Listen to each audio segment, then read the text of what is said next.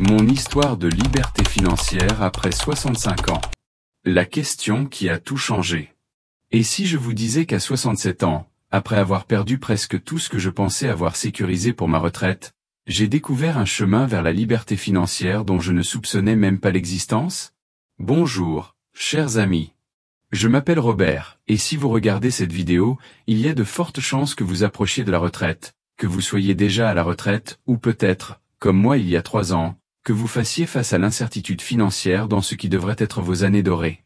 Je veux que vous sachiez, dès le départ, que vous n'êtes pas seul, et plus important encore, qu'il n'est pas trop tard. Il y a 3 ans, j'étais assis à ma table de cuisine, calculatrice en main, fixant des chiffres qui ne collaient tout simplement pas. Ma pension avait été réduite, mes économies avaient pris un coup à cause de la volatilité du marché, et le coût de tout semblait augmenter plus vite que mes revenus. J'avais 67 ans et, pour la première fois de ma vie d'adulte, j'avais vraiment peur pour l'argent. Mais ce moment de peur est devenu le catalyseur du voyage le plus enrichissant financièrement de ma vie. Aujourd'hui, je veux partager avec vous non seulement mon histoire, mais aussi les histoires de plusieurs personnes remarquables que j'ai rencontrées en chemin, des personnes comme Marie, qui a transformé sa passion pour le tricot en une entreprise florissante à 72 ans, et Jacques, qui a découvert que ses décennies d'expérience valaient bien plus qu'il ne l'avait jamais imaginé. Ce ne sont pas des plans pour s'enrichir rapidement ou des stratégies d'investissement compliquées. Ce sont des approches réelles et pratiques qui fonctionnent spécifiquement pour des gens comme nous, des gens qui ont de la sagesse, de l'expérience et surtout, la motivation de créer de la sécurité pour nous-mêmes et nos familles. Point 1. Recommencer à 67 ans. Pourquoi je n'avais pas le choix? Laissez-moi être complètement honnête avec vous sur ma situation d'il y a 3 ans, car je soupçonne que certains d'entre vous pourraient reconnaître des parties de votre propre histoire dans la mienne. J'avais travaillé pour la même entreprise pendant 34 ans. J'avais ce que je pensais être un plan de retraite solide, un montant décent dans ma retraite complémentaire, et je possédais ma maison en propre. Sur le papier, j'avais l'air de quelqu'un qui s'était bien préparé pour la retraite. Mais la vie, comme elle le fait souvent, avait d'autres plans. D'abord, mon entreprise a subi une restructuration qui a réduit les prestations de retraite pour les retraités. Pas éliminées, j'en suis reconnaissant, mais considérablement réduites. Ensuite, ma femme Sarah a été diagnostiquée avec une condition qui nécessitait un traitement continu non entièrement couvert par notre assurance. Soudain, ce qui ressemblait à la sécurité financière a commencé à sembler très incertain. Mais voici ce que j'ai appris, et cela pourrait vous surprendre. Recommencer à 67 ans m'a enseigné des choses sur l'argent et la sécurité que je n'avais jamais comprises pendant toutes mes années de travail. Quand vous êtes plus jeune, vous vous concentrez souvent sur l'accumulation, plus de salaire, plus d'économie, plus d'investissement. Mais à notre âge, nous avons quelque chose de bien plus précieux. Nous comprenons ce qui compte vraiment. J'ai réalisé que la liberté financière à notre âge ne consiste pas à avoir des millions à la banque. Il s'agit d'avoir assez pour vivre dans la dignité, pour aider nos familles quand c'est nécessaire, et pour dormir paisiblement la nuit en sachant que nous ne sommes un fardeau pour personne. Une fois que j'ai compris cela, tout est devenu plus clair. La première chose que j'ai faite était ce que beaucoup de conseillers financiers vous disent de ne pas faire, j'ai tout simplifié. Je me suis retiré d'investissements compliqués que je ne comprenais pas, j'ai consolidé mes comptes, et j'ai commencé à me concentrer sur 3 principes de base. Revenus stables, dépenses gérables et croissance petite mais constante. C'était comme débarrasser une pièce de son désordre. Soudain, je pouvais voir ce qui était vraiment là. Point 2. Le pouvoir de la simplicité, moins peut-être plus. Vous savez, pendant toutes mes années de travail, je pensais qu'investir de manière sophistiquée signifiait des portefeuilles complexes avec des dizaines de fonds différents, des actions dont j'avais entendu parler dans des émissions financières, et des stratégies qui nécessitaient des tableaux pour les suivre. Mais à 67 ans, j'ai découvert que la simplicité n'est pas seulement plus facile, elle est en fait plus efficace. Laissez-moi vous parler de mon voisin, François. François a 73 ans, c'est un instituteur à la retraite, et c'est l'une des personnes les plus sûres financièrement que je connaisse. Quand je lui ai demandé sa stratégie d'investissement, il a ri et a dit « Robert, j'achète des choses que je comprends, de sociétés que je reconnais, et je dors bien la nuit. » Le portefeuille de François consiste en actions à dividendes de sociétés comme Johnson & Johnson, Coca-Cola, et des compagnies de services publics. Rien de fantaisiste, rien de compliqué. Mais ses revenus de dividendes couvrent une bonne partie de ses dépenses mensuelles. La beauté de l'approche de François, et ce que j'ai adopté, c'est qu'elle est transparente. Quand vous possédez des actions d'une société dont vous voyez les produits tous les jours, vous comprenez comment cette société gagne de l'argent. Quand vous recevez un chèque de dividende chaque trimestre, vous savez exactement d'où vient cet argent. Il n'y a pas de mystère, pas de complexité qui vous tient éveillé la nuit en vous demandant si vous avez fait le bon choix. J'ai commencé à appliquer ce même principe à tous les aspects de mes finances.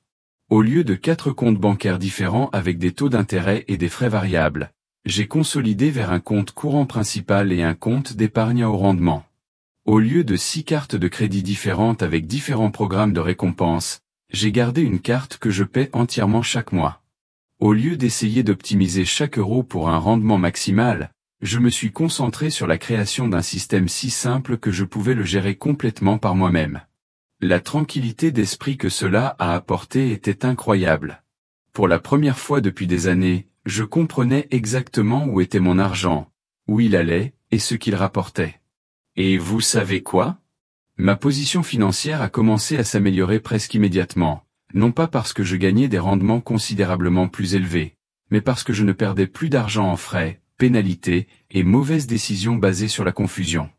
Point 3. L'histoire de Marie. Transformer ses loisirs en revenus. Maintenant, je veux vous parler de Marie, car son histoire illustre quelque chose de beau sur les opportunités financières à notre âge. Marie a 72 ans. C'est une veuve qui vit à environ 10 minutes de chez moi. Il y a 3 ans, quand nous nous sommes rencontrés lors d'un café matinal au centre communautaire, elle s'inquiétait de joindre les deux bouts avec seulement sa sécurité sociale et une petite pension du travail de son défunt mari. Marie avait toujours été tricoteuse, un travail beau et complexe qu'elle faisait depuis des décennies juste pour le plaisir. Elle avait fait des pulls pour ses petits-enfants, des couvertures pour des ventes aux enchères caritatives, des écharpes pour les collectes de fonds de l'église. Il ne lui était jamais venu à l'esprit que cette compétence, affinée pendant 50 ans, pourrait devenir une source de revenus. Mais quand sa petite fille a posté des photos d'une couverture de bébé que Marie avait faite sur les réseaux sociaux, quelque chose d'inattendu s'est produit. Des amis ont commencé à demander si Marie pourrait faire des couvertures pour leurs nouveaux petits-enfants. Ce qui a commencé par quelques demandes d'amis de la famille est maintenant devenu une source de revenus stable qui ajoute environ 700 à 1000 euros au budget mensuel de Marie. Voici ce qui est remarquable dans l'histoire de Marie. Elle n'a pas eu besoin d'apprendre de nouvelles technologies, d'investir dans des équipements coûteux, ou de concurrencer avec des jeunes dans un domaine où l'âge pourrait être un désavantage. Au lieu de cela, elle a monétisé des décennies d'expérience et de compétences. Ses clients ne veulent pas d'articles produits en masse, ils veulent la qualité et l'attention aux détails qui viennent de quelqu'un qui a perfectionné son art pendant 50 ans.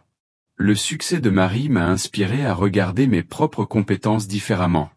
J'avais été manager pendant plus de 3 décennies, quelqu'un qui aidait à résoudre des conflits, organiser des projets et encadrer de jeunes employés. J'ai commencé à offrir des services de conseil aux petites entreprises de ma région. Pas un travail à temps plein, juste quelques heures par semaine pour aider avec l'organisation, la formation ou la résolution de problèmes.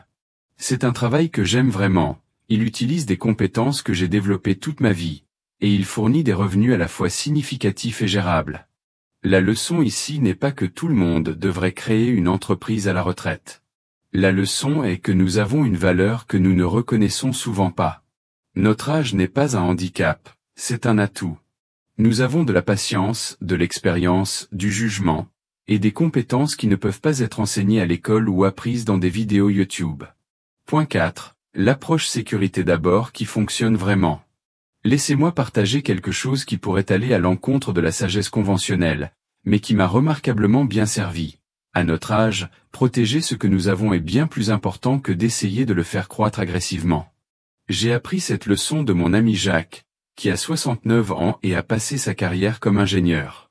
Jacques m'a dit quelque chose qui a changé ma façon de penser l'argent à notre étape de la vie. Robert, a-t-il dit, quand vous avez 30 ans et que vous perdez 20% de vos investissements, vous avez 35 ans pour le récupérer. Quand vous avez 70 ans et que vous perdez 20%, vous ne le récupérerez peut-être jamais. Les mathématiques sont différentes maintenant. Cela ne signifie pas que nous devons cacher notre argent sous les matelas ou éviter tout risque. Cela signifie que nous devons être stratégiques concernant les risques que nous prenons. Pour moi, cela s'est traduit par ce que j'appelle le portefeuille bien dormir. Environ 60% de mon argent investissable est dans des investissements sûrs et prévisibles, obligations d'État, obligations d'entreprise de haute qualité et certificats de dépôt bancaire. Ceux-ci n'offrent pas de rendements excitants, mais ils offrent quelque chose de plus précieux, la certitude. Les 40% restants sont dans des actions à dividendes de sociétés établies, des fonds d'investissement immobilier, et une petite portion dans un fonds indiciel de marché large. Cela me donne un potentiel de croissance tout en priorisant encore la sécurité. La clé est que je n'investis jamais plus dans la portion croissance que ce que je pourrais me permettre de perdre sans que cela affecte ma vie quotidienne. Jacques m'a aussi enseigné l'importance de la liquidité à notre âge. Nous avons besoin d'argent auquel nous pouvons accéder rapidement pour des dépenses imprévues, factures médicales, réparation de maison, urgences familiales. Je garde 6 mois de frais de subsistance dans un compte d'épargne à haut rendement, même si cet argent ne rapporte pas beaucoup. La tranquillité d'esprit vaut plus que les rendements additionnels potentiels. Mais voici la partie la plus importante de l'approche sécurité d'abord. Elle vous permet en fait de prendre quelques risques intelligents. Quand vous savez que vos besoins de base sont couverts par des investissements sûrs, vous pouvez vous permettre de mettre de l'argent dans des opportunités qui pourraient bien payer. Vous pouvez investir dans la petite entreprise de votre petit-fils, acheter cette action à dividende que vous avez étudiée, ou même essayer quelque chose comme l'entreprise de tricot de Marie, parce que vous ne risquez pas votre sécurité pour le faire. Point 5. Communauté et sagesse, vos armes secrètes. L'une des découvertes les plus précieuses que j'ai faites ces 3 dernières années est que nous avons accès à quelque chose que les jeunes investisseurs n'ont pas, une communauté de personnes qui ont vécu plusieurs cycles économiques et appris de l'expérience. J'ai commencé à assister à un groupe de café hebdomadaire dans notre centre communautaire local, pas spécifiquement pour des conseils financiers, mais juste pour socialiser. Mais j'ai rapidement réalisé que j'étais assis autour d'une table avec des personnes qui avaient collectivement vécu la récession du début des années 1980, le krach boursier de 1987, la bulle des dot-com, la crise financière de 2008, et maintenant la volatilité récente du marché. La sagesse dans cette salle était extraordinaire. Ce n'étaient pas des conseillers financiers professionnels, c'était une infirmière à la retraite, un ancien propriétaire de petite entreprise, une veuve qui avait géré les finances de sa famille pendant des décennies, et plusieurs autres. Mais ils avaient quelque chose qu'on ne peut pas obtenir des livres ou des sites web, une expérience réelle de comment les marchés se comportent dans le temps, quelles stratégies fonctionnent vraiment pour des gens comme nous, et surtout, comment éviter les erreurs qu'ils avaient déjà commises.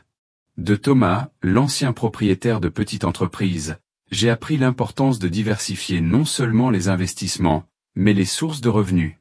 Il m'a montré comment il avait graduellement construit plusieurs petits flux de revenus, propriété locative, travail de conseil et investissement à dividendes, de sorte que si une source avait des problèmes, les autres pouvaient le porter. D'Hélène, l'infirmière à la retraite, j'ai appris la planification de soins de santé qui va au-delà de la simple assurance. Elle avait recherché quelles installations médicales offraient des remises pour seniors, quels programmes de prescription étaient disponibles, et comment budgéter pour les coûts de soins de santé qui augmentent inévitablement avec l'âge. La communauté fournit aussi autre chose de crucial, responsabilité et soutien. Quand la volatilité du marché frappe et que vous êtes tenté de prendre des décisions émotionnelles concernant votre argent, avoir des amis qui peuvent vous rappeler votre stratégie à long terme est inestimable. Quand vous considérez une décision financière, avoir des personnes qui se soucient de votre bien-être et qui n'ont aucune incitation financière à vous donner des conseils est précieux. Je vous encourage à trouver ou créer votre propre version de cette communauté. Cela pourrait être un club d'investissement formel, un groupe de café informel, ou même des forums en ligne pour seniors. La clé est de se connecter avec des personnes qui comprennent les défis et opportunités financières uniques auxquels nous faisons face à cette étape de la vie. Point 6. Planification santé et urgence simplifiée. Parlons de quelque chose qui tient beaucoup d'entre nous éveillés la nuit, les coûts de soins de santé et les urgences inattendues. C'est là qu'être proactif peut littéralement vous faire économiser des milliers d'euros et d'énormes quantités de stress. J'ai appris cette leçon à la dure quand ma femme Sarah a eu besoin d'un traitement que notre assurance ne couvrait pas entièrement. Soudain, nous faisions face à des factures qui auraient pu dévaster notre budget soigneusement planifié. Mais cette crise m'a enseigné quelque chose d'important. La plupart des problèmes financiers liés aux soins de santé peuvent être prévenus ou considérablement réduits avec la bonne préparation. D'abord, j'ai appris à devenir un avocat pour nous-mêmes avec les compagnies d'assurance et les fournisseurs de soins de santé. Beaucoup de seniors ne réalisent pas que les factures médicales sont souvent négociables, que la plupart des hôpitaux ont des programmes d'assistance financière, et qu'il y a des programmes de médicaments sur ordonnance spécifiquement pour les personnes de notre âge. J'ai commencé à tenir un carnet simple avec toutes nos informations d'assurance, une liste des services couverts, et des numéros de contact pour quand des questions se posent. Deuxièmement, j'ai découvert l'importance d'avoir un fonds d'urgence dédié séparé de nos épargnes régulières. Ce n'est pas de l'argent pour les vacances ou les cadeaux pour les petits-enfants, c'est de l'argent spécifiquement pour les dépenses médicales inattendues, les réparations majeures de la maison, ou d'autres urgences genuines. Je garde ce fonds dans un compte d'épargne séparé pour ne pas être tenté de l'utiliser pour autre chose. Mais voici ce qui m'a le plus surpris. La planification d'urgence ne concerne pas seulement l'argent. Il s'agit d'avoir des systèmes en place pour que les décisions financières puissent être prises rapidement et correctement quand vous faites face au stress ou aux problèmes de santé. J'ai créé un document simple d'une page qui liste tous nos comptes, numéros de téléphone importants, et instructions de base que Sarah ou moi pouvons utiliser si l'autre personne n'est pas capable de gérer les finances temporairement. J'ai aussi appris les opportunités d'épargne spécifiques aux soins de santé que beaucoup de seniors n'utilisent pas. Si vous êtes éligible pour un compte d'épargne santé, cela peut être un excellent moyen d'épargner pour les dépenses médicales avec des avantages fiscaux. Beaucoup de régions offrent des programmes d'assistance pour les prescriptions, et certaines compagnies de services publics ont des tarifs spéciaux pour les seniors. L'objectif n'est pas de devenir un expert en finances de soins de santé, c'est d'être suffisamment préparé pour qu'une crise médicale ne devienne pas automatiquement une crise financière. Quelques heures de préparation peuvent vous faire économiser des milliers d'euros et d'innombrables heures de stress quand vous devez vous concentrer sur le rétablissement. Point 7. Construire un héritage, plus que de l'argent. En vieillissant, j'ai réalisé que la liberté financière ne concerne pas seulement avoir assez pour nous-mêmes. Il s'agit de pouvoir aider les autres et laisser quelque chose de significatif derrière nous. Mais construire un héritage à notre âge semble différent de quand vous êtes plus jeune. Quand vous êtes dans la quarantaine ou la cinquantaine, construire un héritage signifie souvent accumuler de la richesse à transmettre aux enfants et petits-enfants. À notre âge, construire un héritage concerne plus le partage de sagesse, créer de la sécurité pour nos familles, et contribuer à nos communautés de manière qui s'étendent au-delà de l'argent. Laissez-moi vous dire comment cela a fonctionné dans ma propre vie. Plutôt que d'essayer d'épargner des montants énormes à laisser en héritage, Sarah et moi avons décidé d'être généreux avec notre temps et nos connaissances pendant que nous sommes encore là pour voir l'impact. Nous aidons nos enfants adultes avec des conseils financiers pratiques, nous contribuons à l'éducation de nos petits-enfants de manière petite mais constante, et nous donnons de notre temps à des organisations qui nous importent. Cette approche a en fait amélioré notre position financière. Quand notre fils considérait une décision financière majeure concernant l'achat d'une maison, au lieu de lui donner une grosse somme d'argent, nous l'avons aidé à comprendre le processus hypothécaire, rechercher des quartiers, et budgéter pour la propriété. Le résultat fut qu'il a pris de meilleures décisions et a eu besoin de moins d'aide financière de notre part. Notre fille voulait créer une petite entreprise, donc au lieu de la financer entièrement, nous l'avons aidé à créer un plan d'affaires et à se connecter avec des ressources. Elle dirige maintenant son entreprise avec succès et se sent fière de ce qu'elle a accompli. Pour nos petits-enfants, nous contribuons régulièrement de petits montants à des comptes d'épargne éducatif plutôt que d'essayer de financer leur éducation entière. Cela leur enseigne que l'éducation est un investissement à long terme et les implique dans la planification de leur avenir. Nous avons aussi découvert que certains de nos actifs d'héritage les plus précieux ne sont pas financiers du tout. Je travaille sur un document simple d'histoire familiale qui inclut non seulement des noms et dates, mais des histoires sur comment notre famille a surmonté des défis, des leçons financières que nous avons apprises à la dure, et des valeurs qui nous ont aidés à traverser des moments difficiles. Ce genre de sagesse peut valoir plus que l'argent pour les générations futures. Construire un héritage nous a aussi connectés plus profondément avec notre communauté. Nous faisons du bénévolat avec un programme qui aide d'autres seniors avec la planification financière de base, et la satisfaction de ce travail a été formidable. Aider quelqu'un à comprendre ses prestations de sécurité sociale ou éviter une arnaque financière semble être une utilisation significative de tout ce que nous avons appris. Votre voyage commence aujourd'hui. Alors que je suis assis ici aujourd'hui, 3 ans après ce moment effrayant à ma table de cuisine, je veux que vous sachiez que tout ce que j'ai partagé avec vous est possible pour vous aussi, peu importe votre situation actuelle. La liberté financière à notre âge ne concerne pas avoir une richesse illimitée. Il s'agit d'avoir assez pour vivre dans la dignité, aider les autres quand c'est possible, et dormir paisiblement la nuit. Les stratégies que j'ai partagées, simplifier vos finances, monétiser votre expérience, prioriser la sécurité tout en faisant croître votre argent, construire une communauté, se préparer pour les coups de soins de santé, et créer un héritage significatif, ce ne sont pas des théories. Ce sont des approches que de vraies personnes utilisent avec succès en ce moment même. Marie tricote encore de belles pièces et gagne des revenus stables en faisant un travail qu'elle aime. François collecte encore ses chèques de dividendes et dort bien la nuit. Jacques protège encore son pécule tout en lui permettant de croître raisonnablement. Et je continue d'apprendre, d'ajuster encore mon approche, et de découvrir encore de nouvelles opportunités. Votre situation est unique, et votre chemin sera différent du mien. Mais les principes restent les mêmes. Commencez avec ce que vous avez. Construisez sur ce que vous savez, priorisez la tranquillité d'esprit plutôt que les rendements maximaux, et souvenez-vous que votre âge et votre expérience sont des atouts, pas des handicaps. Je veux entendre de vous. Dans les commentaires ci-dessous, dites-moi, quelle est une préoccupation financière qui vous tient éveillé la nuit, ou quelle est une compétence ou expérience que vous avez que vous n'avez jamais considérée comme une source potentielle de revenus. Votre histoire pourrait être exactement ce que quelqu'un d'autre a besoin d'entendre. Si cette vidéo vous a été utile, veuillez lui donner un pouce en l'air pour que plus de personnes puissent la trouver. Abonnez-vous à cette chaîne pour plus de sagesse financière pratique conçue spécifiquement pour des personnes comme nous. Et si vous connaissez quelqu'un qui pourrait bénéficier d'entendre qu'il n'est jamais trop tard pour prendre le contrôle de son avenir financier, veuillez partager cette vidéo avec lui. Souvenez-vous, nous sommes tous dans ce voyage ensemble, et chacun de nous a quelque chose de précieux à contribuer. Votre prochain chapitre de liberté financière commence aujourd'hui. Merci d'avoir passé ce temps avec moi, et je vous verrai dans la prochaine vidéo.